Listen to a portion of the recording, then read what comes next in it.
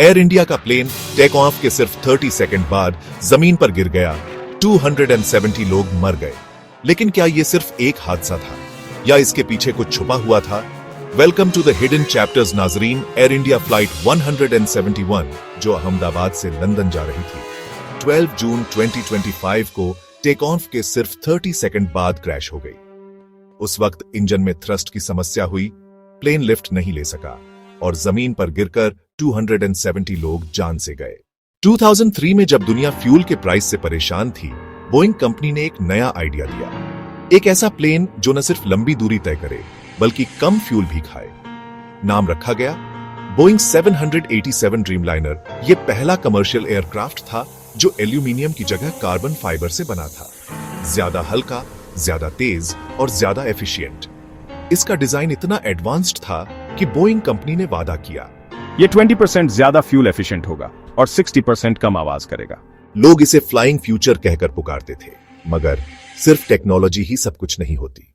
नाजरीन, 2013 में Boston airport पर एक ड्रीमलाइनर में बैटरी में आग लग गई। जापान में भी एक और फ्लाइट को इमरजेंसी लैंडिंग करनी पड़ी। पूरा फ्लाइट फ्लीट ग्राउंड कर दिया गया। तब बोइंग ने कहा सब कुछ कंट्रोल में है, मगर असल में सब कुछ कंट्रोल से बाहर हो रहा था। फिर आए बोइंग कंपनी के अपने ही लोग, विसल ब्लोअर्स।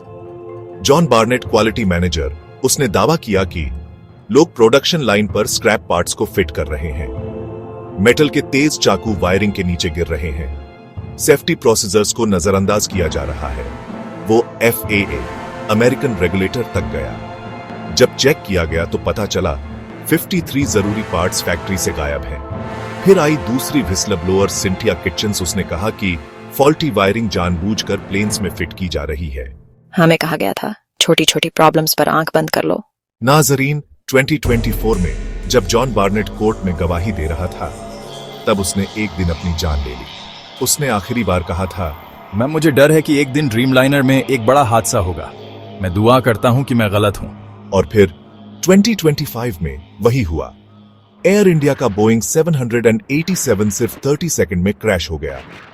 लेकिन अब तक कोई कंफर्म नहीं कर सका कि कॉज क्या था। एक तीसरा इंसाइडर सैम सेलेपोर, बोइंग का क्वालिटी इंजीनियर, यूएस सेनेट में बोला, कंपनी ने असेंबली लाइन पर शॉर्टकट्स लिए। 1000 से ज्यादा प्लेन्स में फ्यूसेलाज जॉइंट्स में गैप्स छोड़े गए। ये प्लेन्स वक्त से पहले टूट सकते हैं। बोइंग कंपनी ने जवाब दिया सब कुछ सेफ है।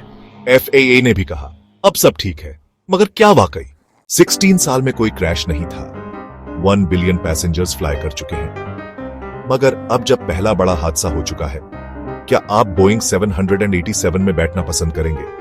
या आप भी सोचेंगे यह दुनिया का सबसे सुरक्षित प्लेन है या एक टिक टिक करता टाइम बम? अगर आपको यह वीडियो इंफॉर्मेटिव लगी हो, लाइक जरूर करें। कमेंट में लिखें क्या आप बोइंग 787 में फ्लाई करेंगे, और सब्सक्राइब करें ऐसे ही डीप इन्वेस्टिगेशन के लिए।